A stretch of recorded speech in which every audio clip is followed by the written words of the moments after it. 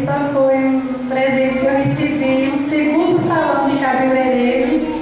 Uma amiga chegou no meu salão e falou para mim que a mãe dela tinha falecido há 2 anos, o salão estava fechado e ela queria que eu fosse tomar de conta desse salão.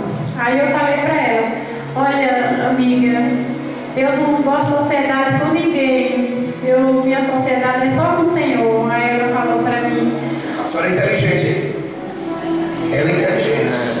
E aí disse: eu falei que quem tinha uma porta aberta, Deus abriria mais uma porta.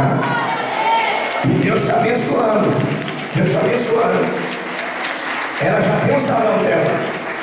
E ela não correu atrás da bênção. Ela não foi procurar a porta para abrir. A porta veio até ela. É isso mesmo? É verdade.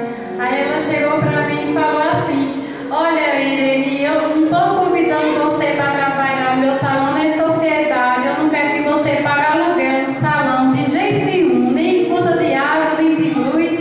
Apenas eu só quero um favor. Eu digo, então fala. Ela falou para mim: então eu quero que você me torne cabeleireira, um Irene Fashion. Aí eu falei: então assim seja o Senhor Jesus na sua vida, mulher, que eu vou te tornar uma profissional do ramo. Aí ela falou: você aceita? Eu digo: aceito sim. Mas o problema está, é 16 anos aqui em Santo Eduardo, e as minhas bênçãos, que eu não tenho cliente, eu tenho bênçãos que vão no meu salão, e elas estão falando para mim: Irene, você vai me deixar? Eu digo: não,